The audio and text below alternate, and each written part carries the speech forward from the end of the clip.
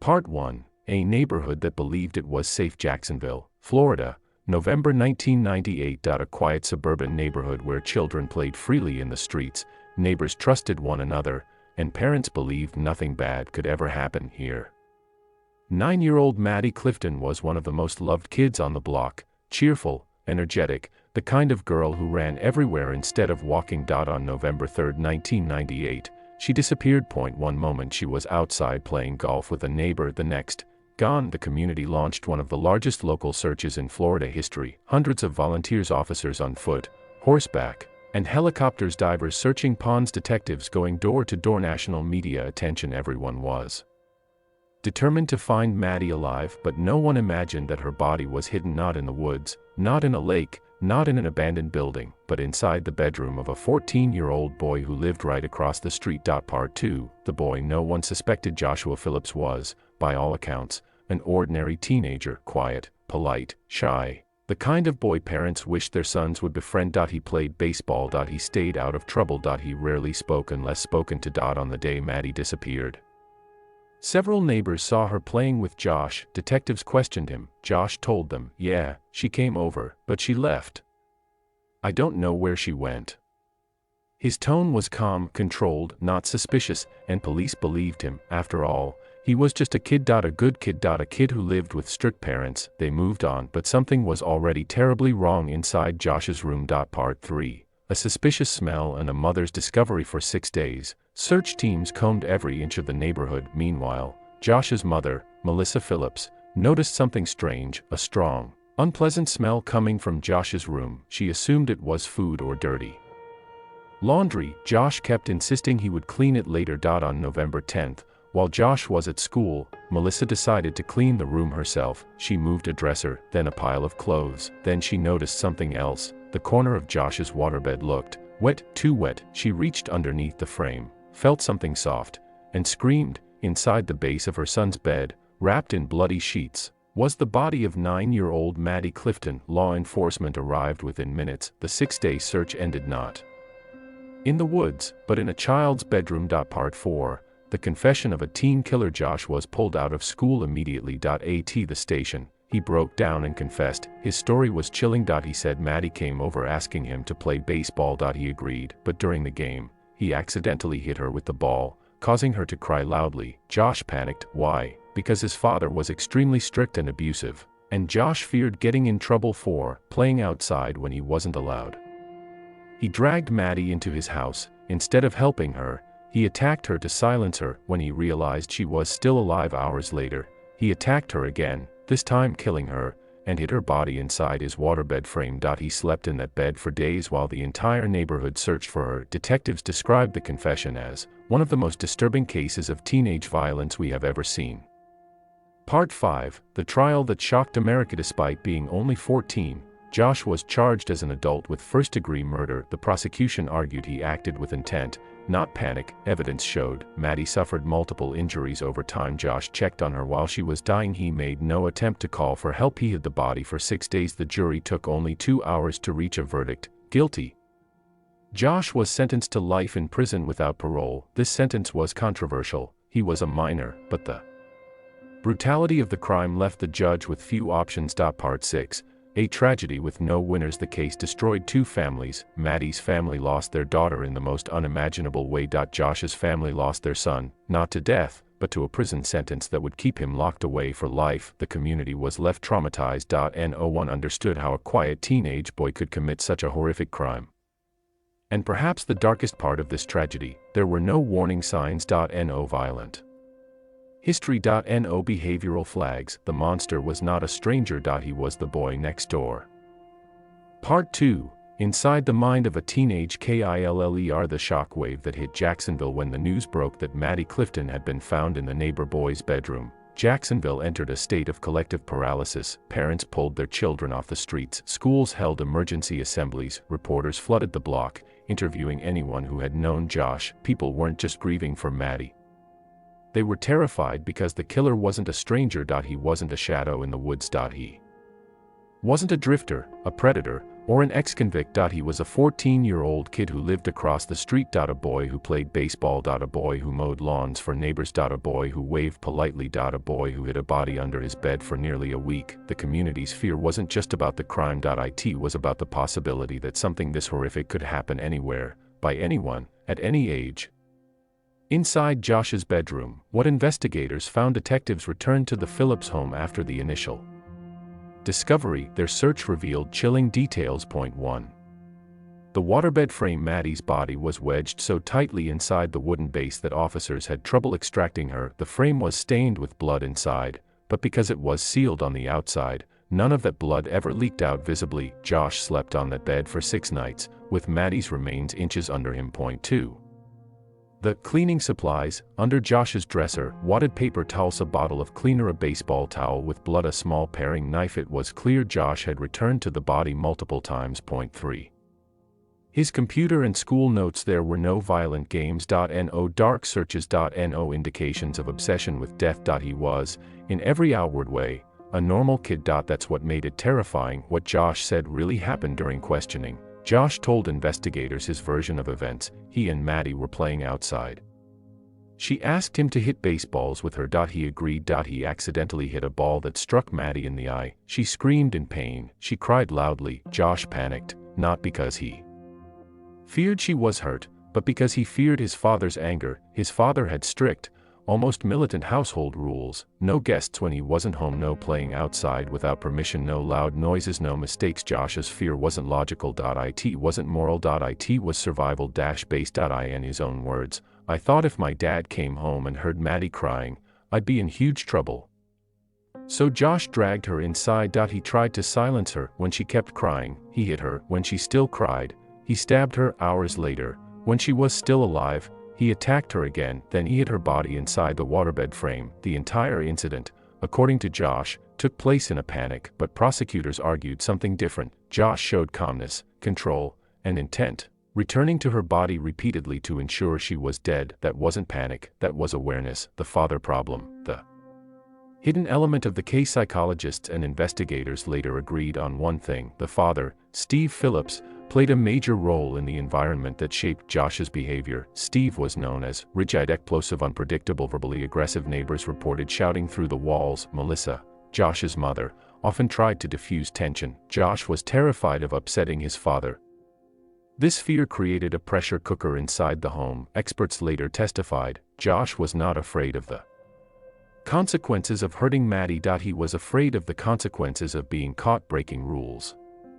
That distinction is chilling. It wasn't empathy that guided him. It was fear of authority, not fear of moral wrongdoing. The psychological evaluation of Josh Phillips. Psychologists who interviewed Josh after his arrest painted a disturbing picture. He had no history of violence, no fights at school. No cruelty to animals. No behavioral red flags. He had underdeveloped emotional regulation. Josh responded to panic as a survival threat, not as a moral dilemma. He compartmentalized. He separated actions from consequences in his mind. He lacked full comprehension of death. Despite killing Maddie, Josh reportedly still expected her to wake up in the first hours. He had extreme fear of his father. This fear may have overridden every instinct for empathy or rational decision-making. A psychologist later said, "He didn't kill because he wanted to. He killed because he didn't know how else to make the problem, the crying, stop."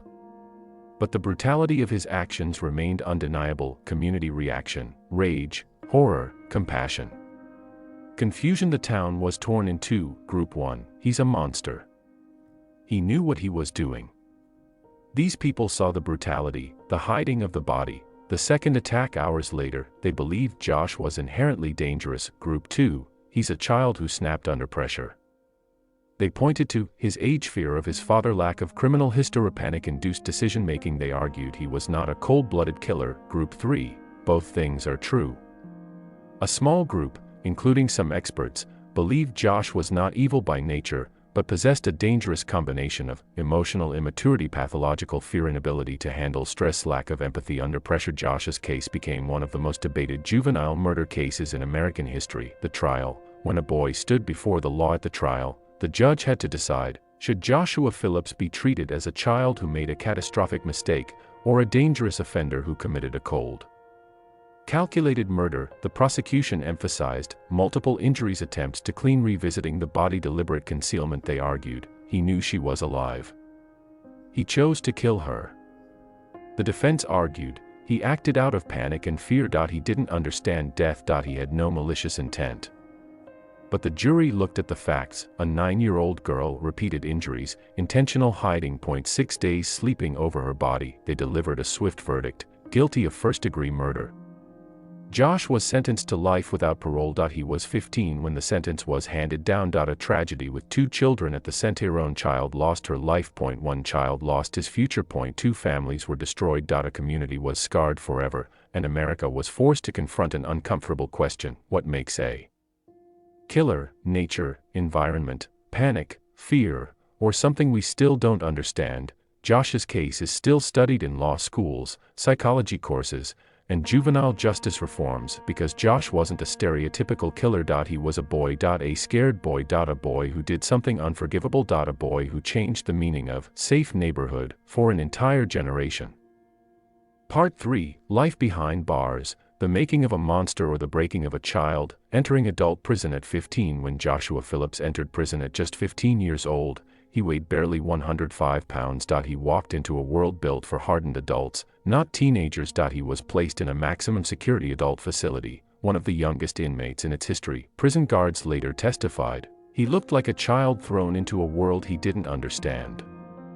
But inside, inmates didn't care how old he was, they only cared about one thing: why he was there. And when they learned he murdered a 9-year-old girl, Josh instantly became one of the most hated inmates. He spent his first years isolated, monitored, threatened, attacked, once transferred multiple times for his own safety. He lived in a paradox: he wasn't safe enough to be in general population, and too dangerous, in the eyes of the justice system, to be treated like a child. The silence of a killer inside prison. Josh rarely spoke. He avoided eye contact. He avoided attention. He kept to himself. A guard said, he wasn't violent. He wasn't manipulative. He was empty, hollow.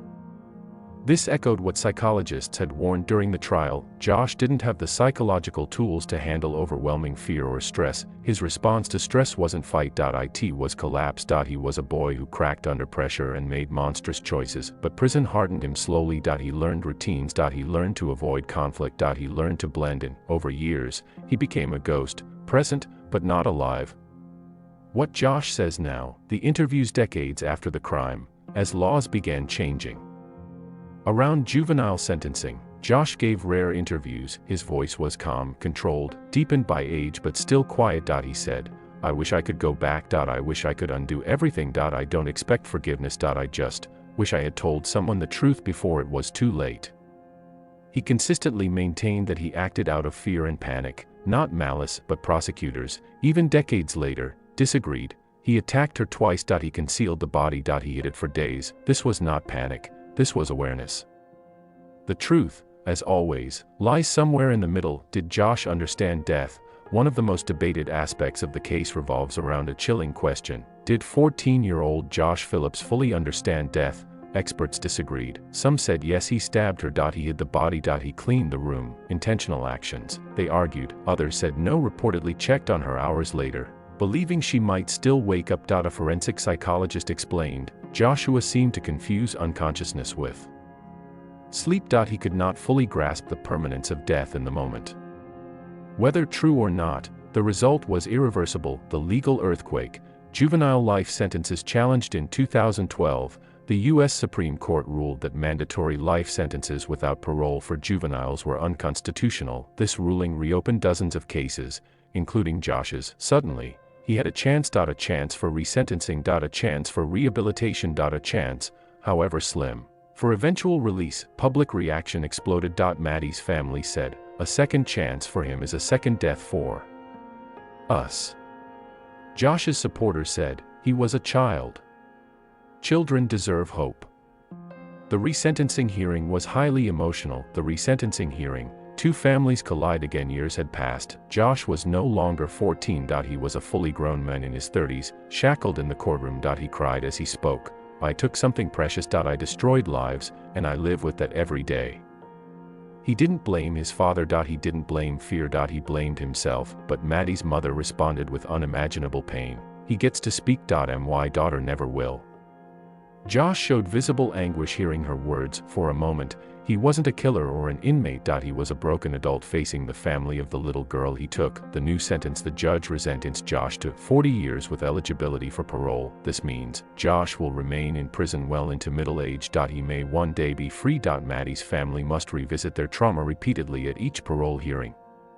Neither side was fully satisfied, but the law had changed, the world had changed, and the justice system was forced to evolve with it. Who is Joshua Phillips today? Today, Josh is quiet, educated, deeply religious, remorseful, working inside prison as a legal aid, studying social behavior and psychology. He expresses regret in every interview. He avoids excuses, but remorse doesn't erase crime. It doesn't bring Maddie back. It doesn't ease the pain of what happened. Yet psychologists who work with him say he is not the same person he was at 14. He couldn't be. Time changed him. The debate continues: can a child who commits a monstrous act grow into a rehabilitated adult, or is the potential for violence still buried somewhere inside him? No one can answer that with certainty. Lessons from the case: what does it mean for us? The Joshua Phillips case reshaped how America views juvenile killers. It forced society to confront complex, painful truths. 1. Children can commit horrific acts. Age does not guarantee innocence. Fear does not excuse violence. Panic can be deadly. 2. Home environments deeply shape behavior. Josh's upbringing created a pressure that he could not withstand. 3. Juvenile sentencing is not simple. Is a child defined forever by a single moment of catastrophic failure, or can they change? 4. Parents must communicate openly with their children. Josh hid his panic instead of seeking help, with fatal consequences. 5.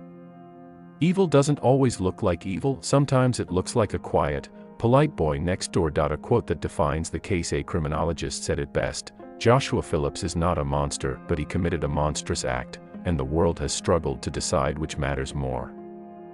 Part 4: The Legacy of a Crime.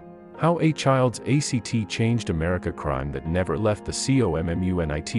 Years after Maddie's murder, the neighborhood where she disappeared still struggled to recover. People moved away. Parents refused to let their children play outside. Houses once filled with laughter now sat unsold for years. Neighbors later said, it felt like the soul of the street had died. The tragedy left a permanent scar. A child was gone. A family was destroyed. Another child was imprisoned for life, and everyone who lived on that block realized innocence was fragile, painfully fragile. Jacksonville's newspapers occasionally revisited the case, each time reopening wounds for both families. Time passed, but healing never fully came. The Clifton family, a life divided into before and after. For Maddie's parents, the world stopped in 1998. They continued working, living, eating, breathing, but life no longer had continuity. Maddie's mother once said, "We don't heal. We simply learn to live around the hole." Her father kept Maddie's room exactly as it was, dolls untouched, drawings on the wall, a small baseball glove by the window. He said it was the only way he could feel close to her. Birthdays were the hardest. Each year, they imagined who she would be, what she would look like, how she would laugh, and each year, the pain grew sharper. They attended every parole hearing, even before the laws changed, determined to ensure Joshua never walked free. In their minds, there was only one truth: he took her life. He should never get his back. The Phillips family, a different kind of pain. People often assume the family of the perpetrator deserves hatred, but the Phillips family also lived a nightmare. Josh's mother was devastated by the discovery of Maddie in his room. She was the one who found the body. She relived that moment in her mind every night. Josh's father, Steve, struggled with guilt, anger, and self-loathing. He died in 2015, never resolving the conflict within him. Did he cause Josh's fear? Was his strictness a trigger? Could he have prevented it? He never found answers. The family avoided media, shunned publicity, received threats, and moved multiple times. Josh's mother visited him faithfully in prison for years. She once said, "I lost Maddie too. I lost Josh the same day." 2 families. 2 broken lives. 2 forms of grief. The case that changed juvenile justice. Before the Joshua Phillips case, juvenile life without parole sentences were more common, but as psychologists began studying Josh's brain development, his emotional immaturity, and the environment he grew up in, experts raised a question: should children be treated like adults in the justice system? Decades of research followed. Scientists discovered the prefrontal cortex, responsible for impulse control. Isn't fully developed until age 25. Teens respond to fear irrationally. Childhood trauma affects decision-making. Juveniles have a higher potential for rehabilitation. Josh's case became a reference point in Miller v. Alabama, 2012, the Supreme Court decision that ruled mandatory life sentences for juveniles unconstitutional. Legal scholars often cited the Phillips case as a tragedy that forced America to rethink what justice means for children. The complexity of forgiveness. One of the most emotionally difficult aspects of the case was this: Josh expressed remorse, genuine remorse, not rehearsed, not manipulative, not legal strategy. He apologized repeatedly. He admitted fault without excuses. He told interviewers, "I destroyed a beautiful life. I deserve the consequences."